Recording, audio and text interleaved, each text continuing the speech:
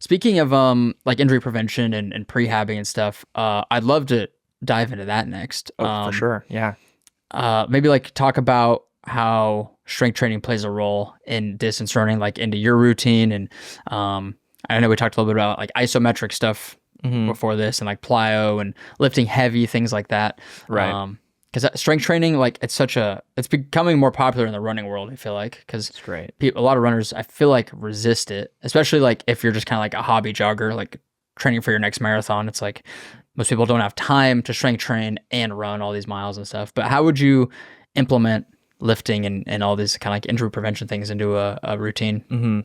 I mean, I'll just preface by saying, when it comes to strength training, it's not my forte. It's not. But like I've had a lot of experience and like just anecdotal things that I feel like have shown, like the evidence from all those experiences kind of just show me how much like the strength training like helps. And so I deal with a lot of tendon injuries in particular. I've never had a stress fracture, like knock on wood, but a lot of people have. But I'll just speak for tendons first.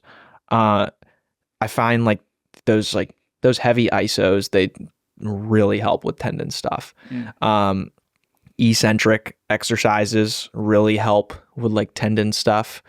And yeah, I mean, that's what I would say for like tendon work. It's just like you have to load the tendon. That's the phrase.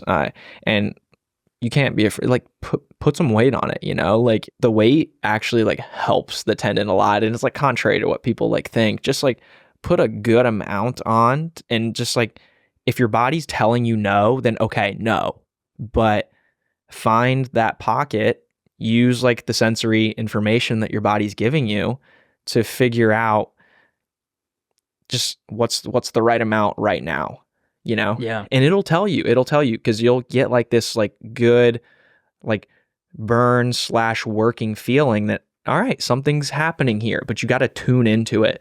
And too many people just like aren't mentally checked in when they do those types of things because people look at it as boring. Yeah. Yeah, it's not super glamorous. Yeah, it's not. Yeah. But that's for tendons. And how often would you do that kind of stuff? For that, twice a week probably. Okay. And then so just to zoom out.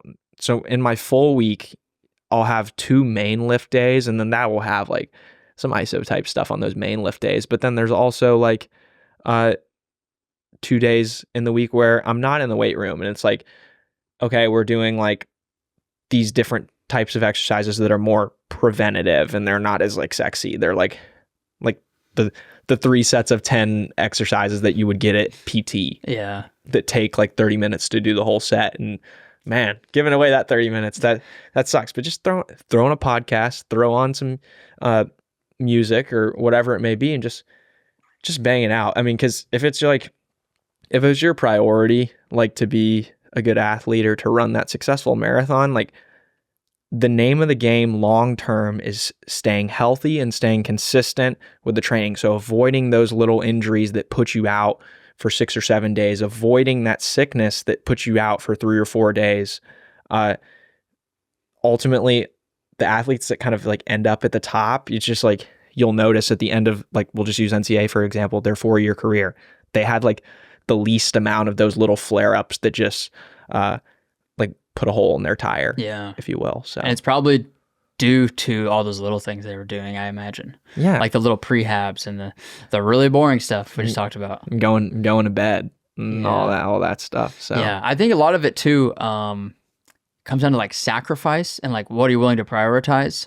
Is like, okay, am I going to prioritize my social life and like go out with friends and where I could be at home like doing these exercises, or is it like my sacrificing TV time instead of like going for that extra like double run for 20-30 minutes in the evening or something? Yeah, it's all about your priorities really, and like what's like, how important is it actually to you?